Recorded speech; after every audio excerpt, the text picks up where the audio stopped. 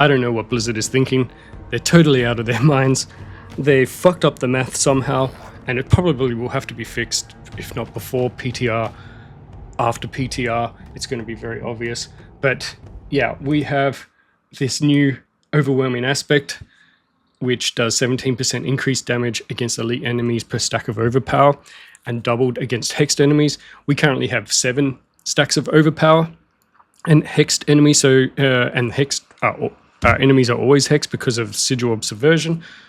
This really just means that on a ring, we would be doing 238% increased damage against elites. Now this gets even crazier because with the new Hemet stone improvements, currently it's 100% increased potency, but it will be 200%. What this means is that our overpower will be 13 stacks of overpower, which means on that ring, it's now 442% damage increase on a ring aspect against elites who are hexed.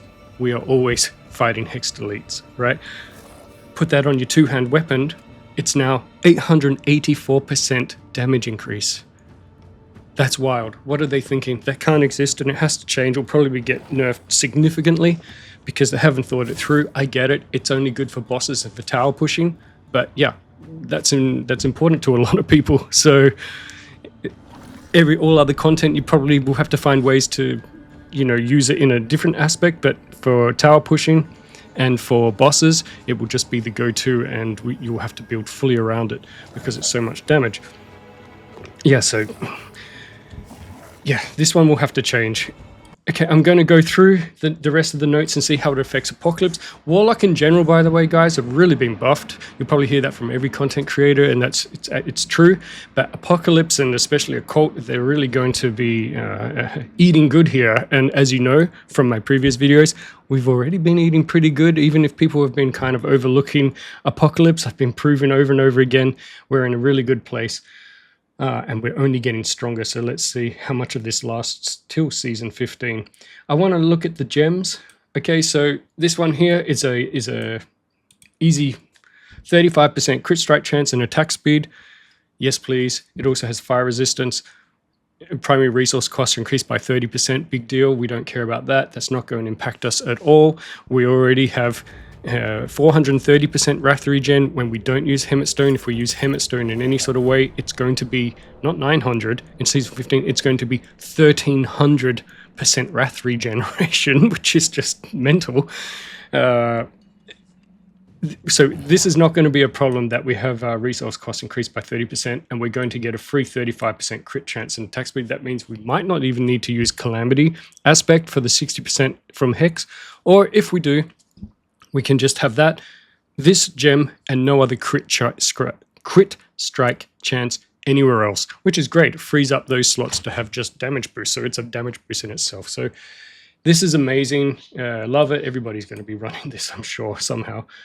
The other two that are quite interesting, I'm very interested in the 40% damage reduction. Of course, the new Heavenly Strength aspect has been nerfed a little bit from 40% to 30% on our pants, and there's a good chance we won't even take that aspect anymore because I'm probably going to be looking at using Misfortune aspect. The Misfortune aspect, I can scroll down now, but it will take me forever to find, but it has added 15% damage reduction to the Misfortune aspect. Now, why we would even care about taking Misfortune, if you don't know this aspect, hexed enemies that try to attack you have a 30% chance to instead be knocked down for 3 seconds. So they don't even do the damage, they're knocked down instead, right? So that's great. We hex everything, that's fine. Why this is important is because the new control glyph does 15% increased damage against slowed enemies, and our enemies are always slowed because of Dark Prison, right? Everything inside is slowed by 80%, so we always trigger the 15% from the new control glyph, and knocked down enemies take 30% extra damage. So just by using the Misfortune aspect on our pants or anywhere else, we're going to reduce damage because instead of attacking us, they're instead knocked down. We also get a 15% damage reduction because that's what they've added to the aspect this season, and we will do 30% more damage against them when they are knocked down from the control glyph. And by the way, this also works for bosses. So when the bosses is staggered, they're counted as knocked down, and we will get a 30% damage increase for the entire time that they're staggered. So the control glyph is going to become a yes, we take that. We will use the misfortune glyph somewhere in the build so that we can knock down our enemies, reduce damage, and take less damage. And we will replace the heavenly strength aspect. We won't need it so much because we have the new gem, which does 40% damage reduction, but we lose some movement speed, which, you know, we can figure out. We can see how big a deal that is. If we don't take this one, we of course would probably take the maximum health. Primary resource is reduced by 30%. Really, again, not going to affect us that much. For one thing, Hemet Stone and Command Valak increase our wrath when we cast them. Again, that's not going to be a problem. There is a good scenario that we take both. So we take this gem in one, so for the poison reduction, we take this one for the lightning reduction, and we take this one for the fire. I am also, of course, very interested in the all stats one, that every time we kill something within 15 seconds, we get 5% increased damage, but we take more damage. I worry a little bit about bosses for this one, because when we're on a boss for a long time, we ain't killing anything, so we're not really getting any damage increase. So yeah, my head is leaning towards those other three. If we scroll down to Warlock, I want to keep talking about what is affecting us and what isn't, right? So I'm not going to go through everything here in this one. When I'm on the PTR, I'm considering live streaming, and I will make a million little builds, but for now I'm just going to focus on how this affects Apocalypse. So nothing here affects it. Of course, everybody is going to rejoice and probably want to play Apocalypse just because of these simple things. Can now be cast by moving, can now be cast while moving, can now be cast while moving. All three of these affect three of our skills. So Sigil of Chaos is not that big a deal because we weren't casting that one anyway, right? But the Dark Prison, we are manually casting, and it's just fantastic that now it can be done while we're moving, and especially the Endless Barrage. And our Endless Barrage is exactly the one we're using from Bombardment, right? That's the one that turns it into a Hellfire skill, and it casts. Right now, as I'm moving around and I'm trying to get up to 5 stacks, I have to stop the cast. Now I can just, as I'm running towards an enemy, I cast it, and by the time I get to them without losing any movement. So that 30% movement loss we may take from the gem is kind of negated because we're stopping a lot less in general. And remember, we also have a lot of, with my build, whether that's the build that will be the top one Apocalypse build going forward if I change it a little, it's just 6 stacks. So movement speed reduction is not the end of the world for us, because most of the time getting around is done by the evade nether step. So all good changes, nothing really with damage there, it's just with movement. Okay, so now if I look at everything else, nothing here, but I really love some of these changes for Dread Claws. I'm really excited to try some of these other builds and see what's happening. Class mechanic, there's one big deal, not going to affect us that much. The next one that would, so there's this new node, it's kind of cool, who cares? This is the one I was talking about. It's going to become an obvious take me. Increased damage to slowed or taunted enemies, and instead 30% to knockdown enemies. Yeah, thank you very much, we'll take that. This one here just brings a cultist up in line with all the others. The others are all at 15%, so now we just have more variety of what we want to pick and choose. It could become important with Overpower becoming more important again in Season 15. We'll have to see. Ignition. Yeah, not that big a change, not that big a deal. Same with Scorching, right? Before it was just 80%. Now they've lowered the floor and increased the ceiling a little bit, but I still have a hard time seeing how it will find its way into the build, especially with, you know, uniques and mythics being so important that you really want to fill as many slots as possible with those. And so that leaves your leftover spots really limited. And why are we going to take a 65 to 70% damage increase over a 442% overwhelming aspect? Like, let's be real. Yeah, so there's a lot of really good, I really love some of these changes that they're doing in general, that a lot of this sort of, they're adding damage reduction in general to reduces damage reduction, damage reduction to a lot of aspects that were fun aspects, but you would never include them because we need more than just a fun aspect, right? We either need something that increases damage or reduces damage. And so I feel like this is absolutely perfect. An example being this one with the hexed enemies are reduced by 15% with misfortune, because it's not an over the top. It's not a 30% and now it's a must-have aspect to use everywhere. It's one that does make you stop and consider, do I want 15% and a 30% chance to knock down, or do I want the straight up 30% from Heavenly Strength, right? So the other thing that this does is by making us have more options instead of Heavenly Strength is we can get away from two-handed weapons if we want. Because before, a big reason why we use two-handed weapons is because of Heavenly Strength being by far and above the best damage reduction and really the only good damage reduction option we have. Now, if you don't want to and you want to use a one-hander and an offhand for some reason, for speed or for getting in a few more aspects, we have options to do that without it crippling the build, right? So I really love this direction of that there's this sort of dynamic choice and puzzle making that you have to do. Nothing else really appears here. Of course, this one, I cannot see it existing. I know people will say, yeah, for most content, it's not that important because we fight more than elite. So of course, why would you want an 800% damage increase on your weapon that doesn't do that to small enemies, things like that? So you're basically not getting any of that improvement against the small enemies. I don't care. I care about elites and I care about bosses, and that's massive damage increase. I couldn't care less about the little guys who are going to die just by my umbral chains or whatever, right? Okay, so now we can talk about the uniques that would change that affect us. While a lot of these don't here, I love it. I love to see improvements to all of our gear so that, yeah, maybe some other builds will even be better and have a really great chance to compete at the highest level. And I just love to see it because already there's quite a few builds for Warlock. There's a good 3 or 4 that are top level, and this is probably just going to escalate a few more, and so we're all evened out. Scepter of 3. Big nerf. Improvement to the damage, yes, but we're never going to get the stacks up to get that damage. So let's have a quick little look at it. Currently, it does 13% up to 260% as the mythic version. So that meant it needed 20 stacks to get to the full 260%. Now it's going to need 100 stacks to get up to the full 250. Now, unless something changes with this, it's going to be very hard to maintain those 100. I do manage in tower to keep at the 20 stacks pretty well throughout the tower.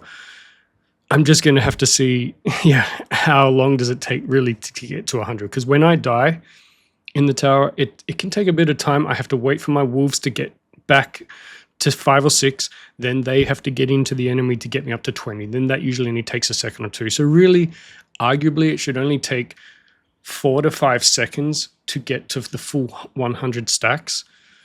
I just have to test this out. If it does work and I can still get it to work and, you know, they keep the bug around, that means the stacks don't drop off for 10 seconds because there is a bug. Normally it's supposed to drop off after like 3 seconds after casting my Apocalypse. There is a bug that makes that sometimes hang around for 10 seconds, which just gives a little bit of breathing space.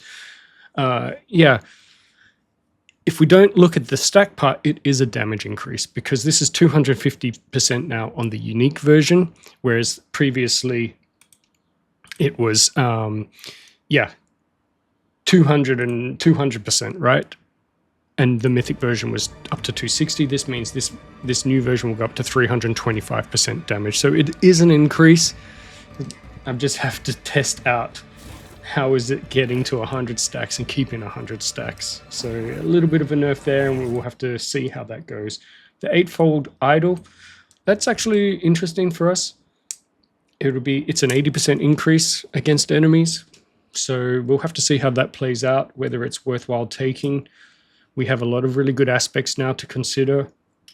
So yeah, we'll have to see if that can replace one of them. It's not probably going to replace Calamity, so could it replace the ring? We don't know. We'll have to see. Going down, nothing else really affects us here. The Hemet stone, this is a pretty good increase, especially if you use it with overwhelming aspect. If they nerf overwhelming aspect, or if you don't use it, Hemet stone is still not going to be better than Moloch's. But if you do use it with overwhelming aspect in its current form, it's quite a huge. This alone is around about a 300 and something % increase just from that. So it's really good. I'll take it a little bit here of what the Hemet Stone does.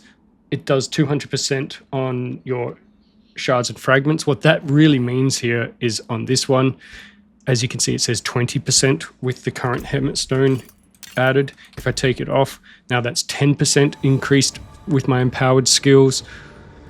Going further forward in season 15, that's going to be 30%, right? And times 3 is 90. So it's going to be a 60% increase over not using it just from that alone. And then the fortify will become 24%.